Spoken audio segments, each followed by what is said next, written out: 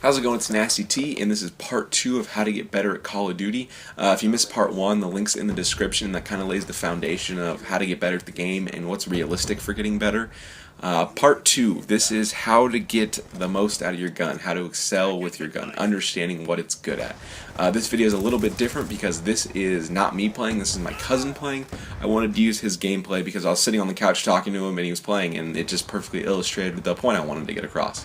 So he has his MSMC and he understands he's going to excel in this room. So he puts his tactical insertion down and he just pretty much goes to town because he's always in an advantageous spot because he's in the room and the square footage is only so big. He's always going to have the advantage with a submachine gun over a slower firing assault rifle, a sniper rifle, whatever it may be.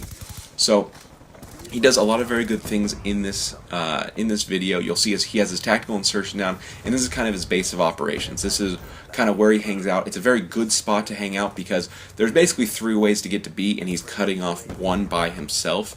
You're going to see here a sniper shot goes over his shoulder. He understands, okay, I'm not going to win that gunfight with a submachine gun, so he fires his SMAW, tries to get an assist or a kill with it, and then just runs away because he sees there's 2 people coming at him. They're flanking him. One has a sniper rifle. He's not at the advantage, so he's just going to run away. And I know I'm going to talk about how his plan is hold that room. He has a tactical insertion. He has the advantage for a submachine gun. But when there's 2 or more people coming and you kind of lost where everyone is because it's getting so crazy, sometimes you just have to ditch your plan. You're going to see he moves around here, tries to protect one of his flags, and that's what you need to do, because if you just stick to your plan every time and the team is better than you and they kind of have it sniffed out, you're going to die, and you need to be able to adjust in this game to excel. Again, he sees a long-range shot here, tries to get the guy coming forward with the C4, and then decides, okay, there's been a lot of snipers on this team, I'm just not going to challenge that guy because I don't have the advantage. Maybe once he comes in the room and the submachine gun's at its maximum damage and I have the advantage, I'll take him out, but I'm going to leave because I don't have the advantage again. Does a very good job of coming down the stairs near the wall and staying in close quarter situations, and he picks up the double kill there. And he keeps coming back because he has a tactical insertion. He's in a very good spot in the middle of the map. There's going to be lots of traffic because he's very close to B.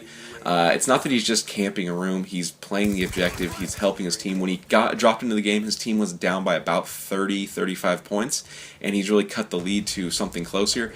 Does a very good job, sees someone behind cover, decides to duck behind cover, throw the C4, try to get him popping out, and then closes the distance nicely. He does everything you need to do. The guy he was facing had cover, had the advantage, he was out in the open. He does a very good job of dropping behind that little piece of artwork, using the C4 to distract him, and he closes the distance. Yeah, he doesn't get the kill, but he does everything you need to do to be successful, and I think that's very key, because you are going to do things correctly a lot in this game, and you're going to lose because there's that element of randomness. There's that element of, okay, there's 6 people I'm facing. It's not 1v1. And it could be that the player's inexperienced, so he does something you don't expect. It could be that the player's just extremely good. That character did a good job of trying to dodge and get out of the way. Picks up the nice C4 kill there, and, he gets it back. He dies trying to do something very good, and he, gets a nice C4 kill back. So there's kind of a balance to the game. But he challenged that nicely. He just gets lost in this spawn. This is typical. This is how my cousin plays, just crazy. Does a nice job getting behind them and lays down because he does have the silencer. So this I put in the video because it's more funny and more odd that he got out of that situation alive. There was 5 of them in their spawn. But again, he comes back into a room and he has the advantage. Takes out that guy. That guy had a sniper rifle, so he does beat him because he's in that room at close quarters. So basically, this video I want to get across, stick to buildings, stick to places where you have short sight lines because you're going to have the advantage with that submachine gun. You're going to have the higher mobility, normally the higher rate of fire on your gun, so you're going to be able to put out damage quicker at short range, and he does a very good job of, okay, we're holding down this room, you see the scores within 4. He was down by about 35 when he jumped in the game, and he just does a great job of carrying his team back. He basically shuts down 1/3 of the map, not because he's the best player in the world. Yeah, he's a good player, he's above average, but because he just plays very smart. Well, my name's Nasty T, and thanks for the view.